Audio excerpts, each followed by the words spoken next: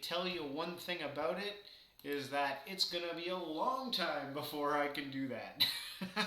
Because I am wildly inflexible. I've been working on my flexibility issues. If you need an image of it, of what it looks up, just look up lotus position on Google and hit the image things. You'll see what it is. But really, all it is you're sitting on the ground. You're crossing your legs, but you've got both your feet up on your thighs. Something my 7-year-old girls can do. Uh, Let alone a 40-year-old man trying to do this, who's never done anything like this before in his life. Um, but I try to not you know focus on it too much. I think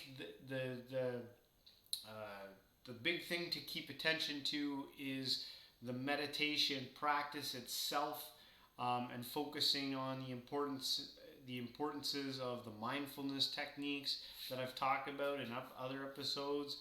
But I can't get over this thing that I feel that there's definitely something to these seated positions, and that's why I kind of want to pursue it. I'm not going to just say, oh no, it doesn't work if I can't even do it. But it's something to work towards. It's something to strive for, and that's what I'm doing. So I thought tonight might be interesting. I don't really do live examples of things, but I got my mat here, and I wanted to share with you some of the stretches I've learned, and the things that I'm doing, trying to get my lower half to be more flexible. So that's what I'll do. I'm gonna set up my mat here. I'll adjust my camera here, and we'll see what I can do here. So just pull my chair in here. I'll put the my room is not giant here. I don't got tons of room, so I'm hoping that you can see everything. So I'm not sitting on my pillow like I normally do. Now, normally when you guys see me sitting, I'm like this. I'm like, look how far ridiculous my knees are up. This is ridiculous. I got, they should be like, my knees should be touching the ground. But anyway, I'll start with some of the stretches that I've been learning, from all the online yogis that put me to shame. But anyway, so one of the first stretches I've been working with is just to get my ankles, and I'm not going to do the full thing, but what you want to do is, if you can do this even a few times a day, like morning, lunch, and night. I know obviously probably most of us work so much that you can't do that, but if you can do it at least once or twice a day, either in the morning or night before you do your meditations, even some of them. So anyway, with your feet, just bring them forward, stretch them forward, and then stretch them back. Now, again, I am not a doctor with any of this stuff, so, do this at your own, cost. You can feel this stuff in your knees when you start to work, and you don't want to hurt your knees, so, you know, do this at your own risk. But anyway, so yeah, just stretch your toes, bring them back like this, bring them towards you, and focus on your breathing too. I know I'm talking right now, but if you just really concentrate on your breathing as you're doing it, breathe out as bring in. Just try to bring it in as far as you can, and then what you want to do after that is you can actually do a circle technique with both your feet together to try and like loosen them up. And after you do, 30 seconds this way, go 30 seconds back the other way. 30 seconds on and off should probably be enough for the feet. You can hold your leg up like this, and then you can actually try and do your whole leg. And again, you can do 30 seconds, a minute like this, and then go back the other way. And then you can do that with the other leg. Do everything, if you're doing one leg on one side, obviously, go do the other one, clockwise, counterclockwise. And so another thing you can do is, if you can get up against a wall, so you can spread your legs like this and then lay your feet flat, but bring your feet back like this as far as you can towards you, and then flip them over and try and go as far in. See, that is awful. That is awful. You know, you're supposed to be able to flip them back in and put your feet on the ground. I've got a long, long way to go before I can do that, you know. But I'm working on it. You know. I'm trying. So yeah, just do that, you know, for a minute or two. Again, I'm just showing you guys what stretches that you can do to help open yourself up, get your hips going. All right. So the next thing you can do is another stretch that you can do is this cradle position, and this one's like hard for me, man. This one hurts, but I can still do it. So anyway, what you're going to do is you're going to bring your foot up and put it right in the crook here in your arm, and cradle it like a baby. Aye. And then get your other arm and put your fingers together. And what you're going to do is you're going to rock it. This is going to open apparently your hips up and make you more flexible. You know, well, I can actually do this a little bit easier now than it's a little bit easier than it was when I first started, you know, about a week and a half ago. I've been doing this for about a week and a half. Just trying to get more flexible, and I have seen tiny results. But I see some of these guys, they say like you could get into like full Padmasana in like, you know, 5 days. You would have to be stretching all day. I don't know how anyone could get to that position in 5 days if you were as unflexible as I am. So yeah, do this. You could do this for like a minute, 2 minutes, you know. But watch your knees. You don't want to hurt your knees. If your knees are killing you, just don't do it.